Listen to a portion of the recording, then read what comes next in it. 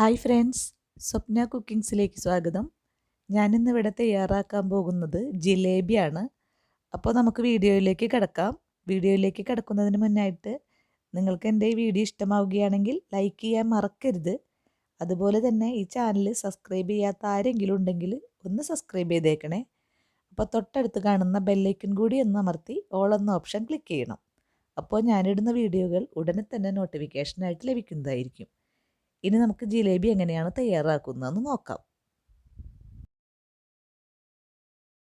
ഞാനിവിടെ ജിലേബി എങ്ങനെയാണ് തയ്യാറാക്കുന്നതെന്ന് കാണിച്ചു തരാം. അതിനുവേണ്ടി ഞാനിവിടെ 1 ഗ്ലാസ് ഉഴുന്ന് വെള്ളത്തിലിട്ട് കുതിർത്തി വെള്ളം വാറ്റിയെടുത്തിരിക്കുന്നതാണ്. ഈ ഒരു ഗ്ലാസ്സിലാണ് ഞാൻ ഉഴുന്ന് അളന്നെടുത്തത്. അപ്പോൾ ഉഴുന്ന് വേണം.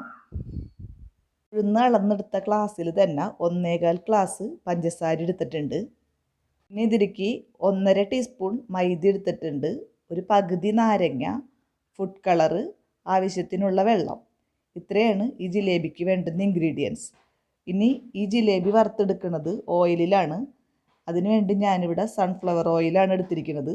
ഇനി നമുക്ക് ഈ ജിലേബി എങ്ങനെയാണ് തയ്യാറാക്കുന്നതെന്ന് നോക്കാം. ആദ്യം തന്നെ നമുക്ക് ഈ പഞ്ചസാര ഒന്ന് ഉരുക്കിയെടുക്കാം. ഞാനിവിടെ പഞ്ചസാര ഒരു പാത്രത്തിലേക്ക് ഇട്ട് കൊടുത്തിട്ടുണ്ട്.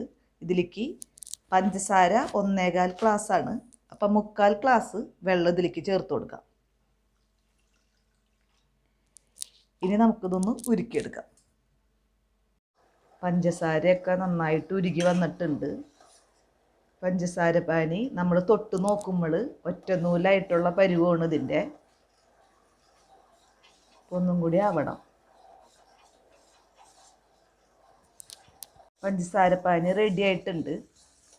ഈ പഞ്ചസാരപ്പാനി റെഡിയായോ എന്ന് നോക്കാനായിട്ട് നമുക്ക് പഞ്ചസാരപ്പാനിയിൽ ഇങ്ങനെ ഒന്ന് മുക്കിയിട്ട് ഇതിങ്ങനെ വിരലുകൊണ്ട് ഇങ്ങനെ നോക്കിയാൽ മതി. അപ്പോൾ ഒറ്റ നൂൽപ്പരുവാണ് ഇതിൻ്റെ പാകം. ഇനി നമുക്ക് ഫ്ലെയിം ഓഫ് ചെയ്യാം. എന്നിട്ട് നമുക്കിതിലേക്ക് നാരങ്ങ പിഴിഞ്ഞ് ചേർക്കാം. നാരങ്ങ പിഴിഞ്ഞ് ചേർക്കണത് കുറച്ച് നേരം കഴിയുമ്പോൾ ഈ പഞ്ചസാരപ്പാനി കട്ടയാവും. അപ്പോൾ കട്ടയാവാതിരിക്കാനാണ് ഈ നാരങ്ങ നീര് ചേർക്കണത്. ഇനി നമുക്കിതൊന്ന് മാറ്റി വയ്ക്കാം. ഇനി ഈ ഉഴുന്നൊന്ന് അരച്ചെടുക്കാം. ഞാനിവിടെ പകുതി ഉഴുന്നെടുത്ത് മിക്സിയിലിട്ടിട്ടുണ്ട്. അതിലേക്ക് കുറച്ച് വെള്ളം ചേർത്ത് കൊടുക്കാം. വെള്ളം കൂടിപ്പോകരുത്, കുറച്ച് ചേർത്ത് കൊടുത്താൽ മതി. ഇനി ഇതൊന്ന് അരച്ചെടുത്തിട്ട് വരാം. നല്ല വെണ്ണ പോലെ അരച്ചെടുത്തിട്ടുണ്ട്. ഇനി ഇതൊരു പാത്രത്തിലേക്ക് മാറ്റാം. ബാക്കിയുള്ള ഉഴുന്നും കൂടി അതുപോലെ അരച്ചെടുക്കാം. ഉഴുന്ന് ഇതുപോലെ നല്ല വെണ്ണ പോലെ അരച്ചെടുത്തിട്ടുണ്ട്. ഇനി ഇതിലേക്ക് മൈദപ്പൊടിയും ഫുഡ് കളറും ചേർത്ത് കൊടുക്കാം. മൈദപ്പൊടി ചേർത്ത് കൊടുക്കുന്നുണ്ട്. 1.5 ടീസ്പൂൺ മൈദപ്പൊടി ചേർത്ത് കൊടുത്തിട്ടുണ്ട്. ഇനി ഇതിലേക്ക് ഫുഡ് കളർ ചേർത്ത് കൊടുക്കുക. ഫുഡ് കളർ നിങ്ങൾക്ക് താല്പര്യമില്ലെങ്കിൽ ചേർക്കണ്ട. ഞാനിവിടെ കുറച്ച് ചേർക്കുന്നുണ്ട്.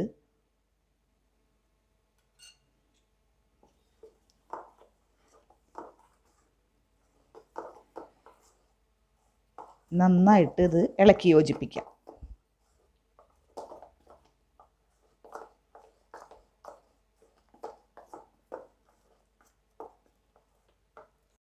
ഇപ്പം ജിലേബിയുടെ മാവ് റെഡി ആയിട്ടുണ്ട്. ഇത്തിരി വെള്ളം കൂടിപ്പോയി എന്ന് നിങ്ങൾക്ക് തോന്നുന്നുണ്ടെങ്കിൽ മൈദപ്പൊടി ചേർക്കുക. ഇപ്പം ഇതിൻ്റെ പരുവം കറക്റ്റാണ്. ഇനി നമുക്കിതൊരു പൈപ്പിംഗ് കവറിലേക്ക് ആക്കാം. എൻ്റെ കയ്യിൽ പൈപ്പിംഗ് ബാഗ് ഇല്ലാത്ത കാരണം ഞാൻ ഇതുപോലൊരു കവറാണ് എടുത്തിരിക്കുന്നത്. ഇനി നമ്മുടെ ആ മാവ് ഇതിലേക്ക് ഒഴിച്ചു കൊടുക്കാം. ഞാനിതുപോലെ ഒരു കപ്പിലേക്ക് ഈ കവർ ഇറക്കി വെച്ച് കൊടുത്തിട്ടാണ് ഇതിട്ടത്. ഇനി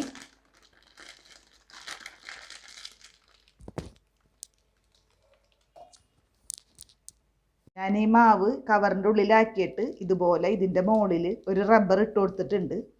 ഇനി ഉണ്ടാക്കണ നേരത്ത് ഇതിൻ്റെ അടിയിൽ ഈ അറ്റത്തായിട്ട് വേണം കട്ട് ചെയ്യാൻ. അപ്പോൾ ഇനി നമുക്ക് ഒരു പാത്രത്തിൽ ഓയിൽ ചൂടാക്കാൻ വയ്ക്കാം. ഓയിൽ ചൂടാക്കാൻ വെച്ചിട്ടുണ്ട്. ഇപ്പോൾ ഓയിൽ ചൂടായിക്കൊണ്ടിരിക്കുന്നു. ഇനി ഇതിൻ്റെ ഫ്ലെയിം ഒന്ന് കുറച്ച് വയ്ക്കാം. ഫ്ലെയിം കുറച്ച് വെച്ചിട്ട് മാത്രമേ ജിലേബിയുടെ മാവ് ഇതിലേക്ക് ഒഴിക്കാൻ പാടുള്ളൂ. ഇല്ലെങ്കിൽ പെട്ടെന്ന് കരിഞ്ഞു പോകും. ഓയിൽ ചൂടായിട്ടുണ്ട്. ഇനി ഇതിലേക്ക് ജിലേബിയുടെ മാവ് ചുറ്റിച്ചൊഴിച്ച് കൊടുക്കുക.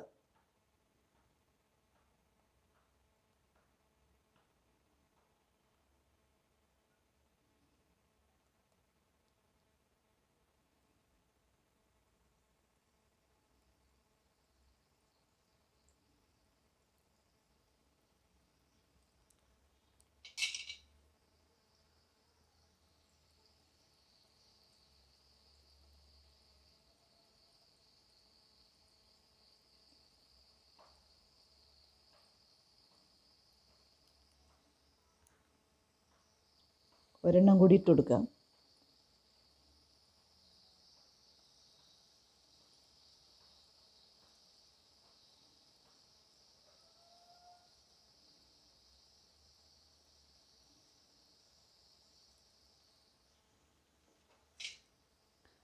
പെട്ടെന്ന് തന്നെ ഇത് മറിച്ചിടരുത്.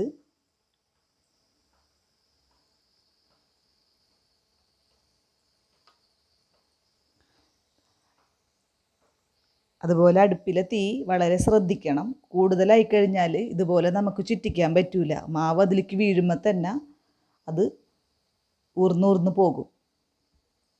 അപ്പം അതിൻ്റെ പേരിൽ തീ വളരെ ശ്രദ്ധിക്കുക, കൂട്ടി വെക്കരുത്.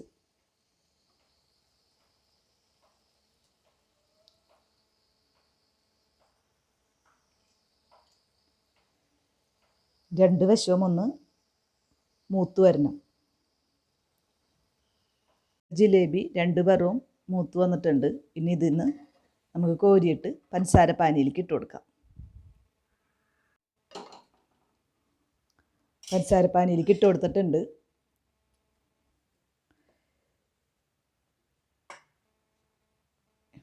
ഇനി ഇത് പഞ്ചസാര പാനിയിൽ ഒന്ന് മുക്കി വയ്ക്കാം.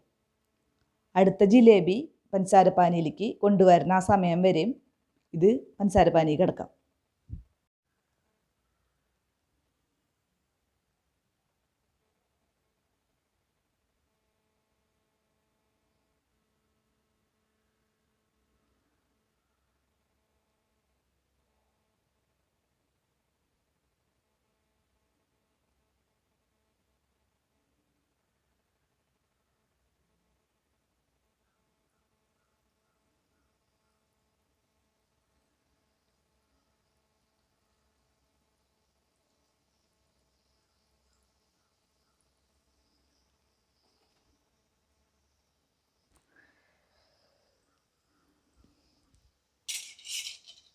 ബാക്കിയുള്ളതും കൂടി നമുക്ക് ഇതുപോലെ പൊരിച്ചെടുക്കാം. പഞ്ചസാരപ്പാനിയിൽ നിന്ന് ഞാൻ ജിലേബി എടുത്തിട്ട് ഇതുപോലത്തെ ഒരു അരിപ്പയിലേക്ക് വെച്ചിട്ടുണ്ട്. അപ്പോൾ നമ്മുടെ ജിലേബി മുഴുവനും വറുത്തെടുത്തിട്ടുണ്ട്. എല്ലാവരും ഇതൊന്ന് ട്രൈ ചെയ്ത് നോക്കണം. കുട്ടികൾക്കൊക്കെ ഇഷ്ടപ്പെടും. അപ്പോൾ നമുക്കിനി അടുത്ത വീഡിയോയിൽ വീണ്ടും കാണാം. താങ്ക്